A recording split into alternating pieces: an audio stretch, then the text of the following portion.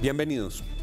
En medio de tanta turbulencia nacional y de lo que pasó al final del año en la aprobación de la ley de financiamiento, que era en realidad una reforma tributaria, pasó por debajo de los radares una disposición que ha generado unos efectos muy complicados en las finanzas de los departamentos, de las entidades territoriales, que tiene que ver con el consumo de los licores nacionales, de los vinos importados, de los licores importados. Saben todos nuestros televidentes cómo esta es una fuente de recaudo muy importante para financiar las inversiones en salud en nuestro país.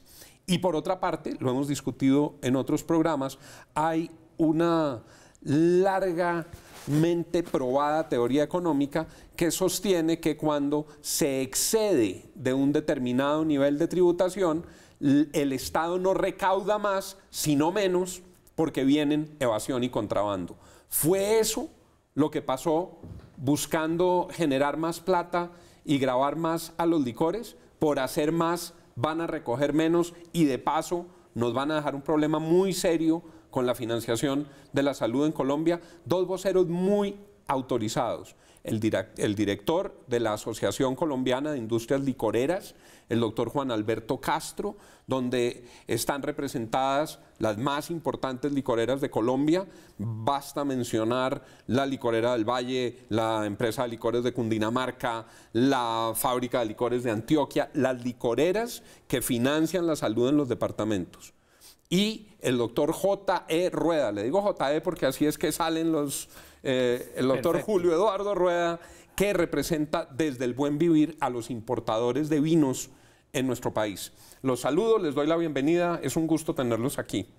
¿La embarraron con esa decisión, doctor Juan Alberto? Sí, primero, Juan, mil gracias por la invitación a tu programa Al Punto.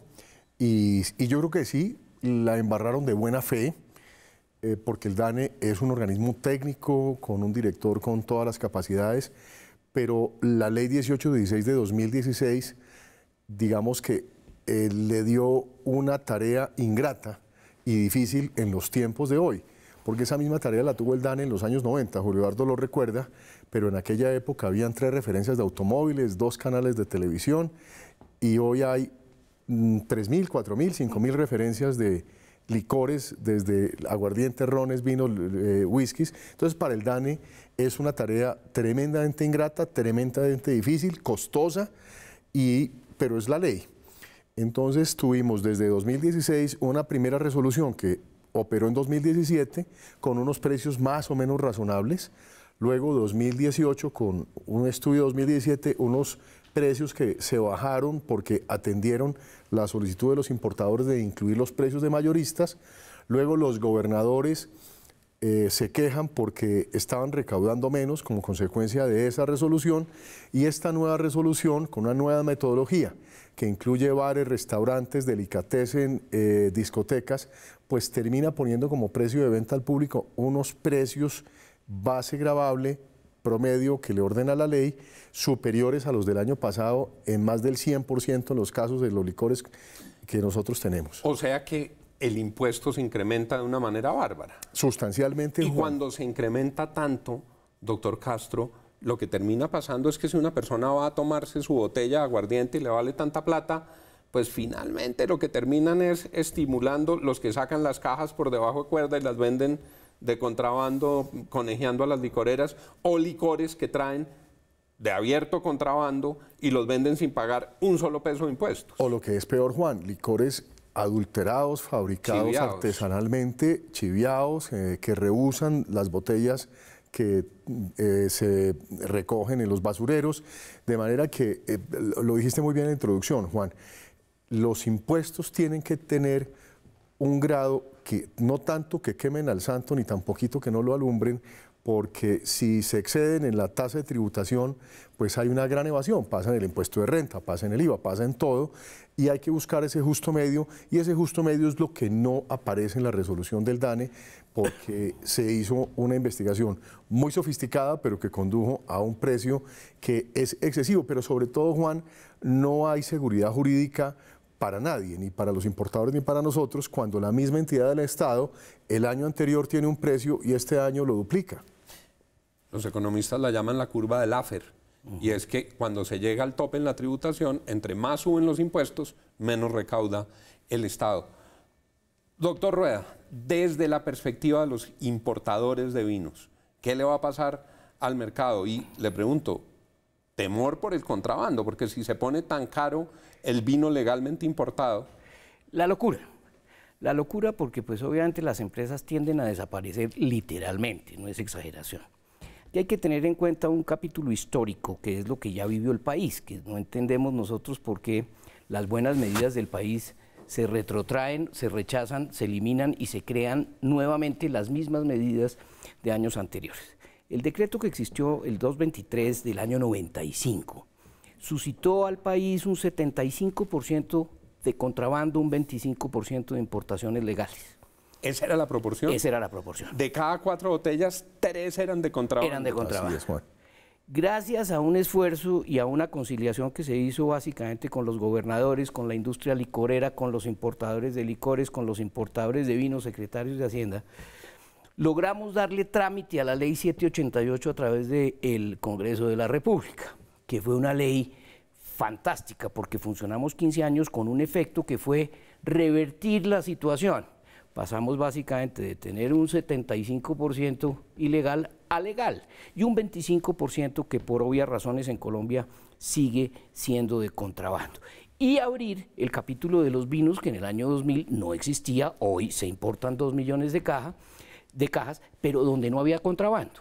Los colombianos están tomando vino, ¿no? Se ha abierto una cultura de vinos. La cultura del vino ingresó a Colombia a partir del año 2000 con un esfuerzo en educación, con un esfuerzo de participación de empresas internacionales, el caso de los chilenos, los argentinos, españoles, es decir, ha habido un movimiento que ha fortalecido la cultura del vino en los restaurantes. Usted está con el Buen Vivir y las marcas del Buen Vivir. Vemos grandes superficies como El Éxito, que incluso hace un evento gigantesco que se llama Expo Vinos. Correcto. Y esos son las 2 millones de cajas. Entonces, ¿qué pasa ahora? Que 2 millones de cajas de vino. De vino al año. Eso no existían. Antes pues teníamos el vinito de la casa. Es que eso empezó a cambiar con la educación en los restaurantes. Y yo recuerdo con Luciano Mosali, por ejemplo. Luciano, yo en mi casa no le doy al señor Lozano el vinito de la casa, sino le descorcho la botella de vino de la casa. Para entender pues que los rangos no solo quedaban en los vinos jóvenes y en el Tetra Pak y todo esto.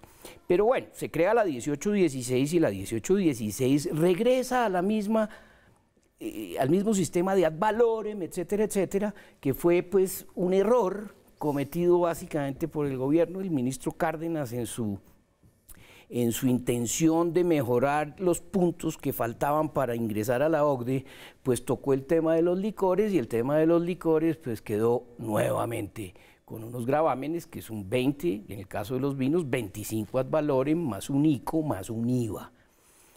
Pero bueno, salió la primera certificación del DANE y fue una certificación loca, absurda, pues porque el DANE no tiene por qué conocer el tema. Eso fue pues en la vigencia del doctor Perfetti.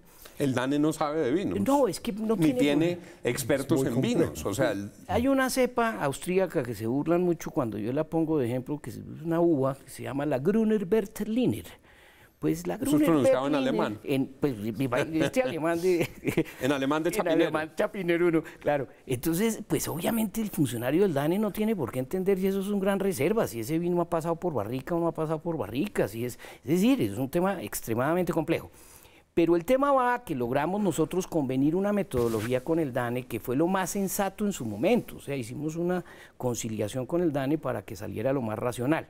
Efectivamente, como dice Juan Alberto, pues los impuestos bajaron, que es lo que supuestamente afectó el ingreso de los departamentos, pero no es así. Hay que tener en cuenta que el país tiene la industria nacional y tiene la industria de los importados. La sumatoria es la que genera los recursos para educación y salud. El doctor Oviedo, pues obviamente de muy buena fe, y ha tratado hoy, incluso hubo una reunión en el DANE nuevamente porque pues explotó el problema, nadie quiere nacionalizar, nadie va a nacionalizar, nadie va a girarle a los departamentos las tarifas, porque así como en el caso de los aguardientes se duplicó el impuesto. Duplicó el doble pagan. Duplicó en el caso de los aguardientes. En el caso de los licores un poco más, del orden del está entre el 110 y el 125%. En el caso del vino en particular, las referencias de altas gamas, hay algunas con 400% de incremento. Eso es una barbaridad. ¿Qué se puede hacer y qué van a hacer? ¿Cuáles son los pasos siguientes, doctor Castro? Juan, la industria, así como competimos y tenemos diferencias en temas de mercado y en temas de monopolio y introducción, la industria está de acuerdo en que el sistema de la ley 1816 y las leyes, tú y yo somos abogados, sabemos que se maduran. Y sabemos que la ley 1816, particularmente en este tema de la fijación de la base gravable por el DANE, ha generado una inseguridad jurídica tremenda.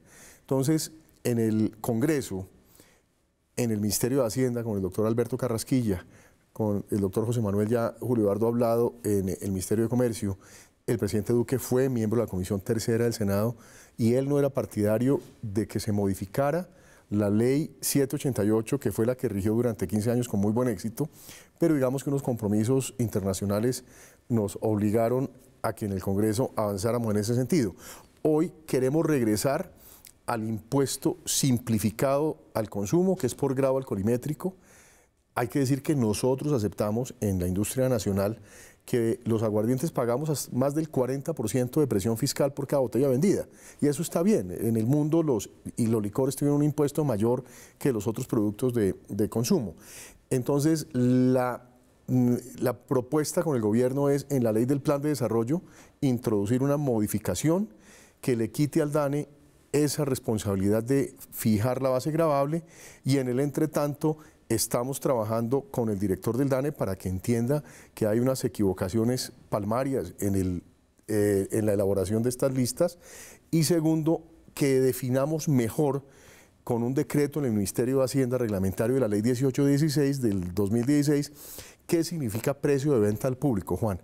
Porque el señor director del DANE, el doctor Oviedo, que nos atiende muy bien, pues tiene una interpretación del precio de venta al público y nosotros tenemos otra, porque es que el precio de venta al público de los licores en los restaurantes tiene un marcaje de precio enorme. Tiene sumada la utilidad del dueño del restaurante, que no es el mismo precio de venta al ciudadano que lo va a comprar para tomárselo en su casa. Exacto. Y eso hace que el precio, Juan, salte considerablemente. Tocas un tema muy importante, es que como ahora que está de moda con los muchachos que hacen mercadeo, lo que se vende en un restaurante es una experiencia, no una botella de licor. ¿Sí? En una discoteca se vende el sitio, los meseros, la música, el ambiente, la orquesta, eso está incluido en el precio. Claro, el precio está inflado por otros servicios que ofrece el restaurante. Claro, y entonces por eso el impuesto de los restaurantes, me corriges, Julio Eduardo, también el IVA se bajó en una reforma tributaria y se convirtió en un impuesto al consumo del 8%. ¿Sí? Ahora debe ser del 9%, no lo sé, pero porque es que los restaurantes son perfectamente atípicos frente a la venta de un bien de consumo. Y entonces, ustedes lo que están pidiendo es que no sea para efectos del DANE, las listas de los precios en restaurantes. Y la solución es muy fácil. Nosotros venimos conciliando nuevamente el regreso a la 788, que nos parece que es afortunado. Para darle una cifra, en licores pasamos el año 2002 de recaudar 23.000 millones de pesos al cierre del año 16, 423.000 millones de pesos. Solo en importados, Julio Eduardo. Estamos hablando de licores importados, no estoy incluyendo el vino. O sea, los beneficios son perfectamente indudables. Eso, pues, por supuesto, habrá que darle trámite en el Congreso de la República. Pero en el interregno, mientras se modifica la ley, lo que creemos nosotros es que de buena forma se le haría un gran servicio al país, derogando por inconveniencia, ¿no?, la certificación 3098 del DANE, que no es culpa del DANE, vuelve y juega. O sea, ellos trataron de hacer lo mejor posible, pero al vincular los hoteles, restaurantes, clubs, en una muestra tan impresionante como es Colombia hoy, con 40 y no me acuerdo cuántos millones de habitantes hoy, pues es muy complejo. Entonces, pues la inconsistencia de la lista es obvia, y yo creo que el DANE puede, sin meterse en problemas jurídicos ni mucho menos, retrotraer el tema y aplicar la anterior, que sería lo más sensato y lo más sencillo. Aquí, en Al Punto, el tiempo vuela, pero creo que ha quedado claro para nuestros televidentes por qué este asunto, que no ha sido suficientemente discutido, es crucial para la salud en Colombia y es crucial para que estos recaudos efectivamente lleguen. Lo último que queremos los colombianos es que por excesos o errores tributarios estimulemos el contrabando en unos sectores en los que se había venido combatiendo, como en el caso de los licores. Yo siento la angustia de los gobernadores y siento la angustia de los departamentos porque estos recursos no hay de dónde reemplazarlos.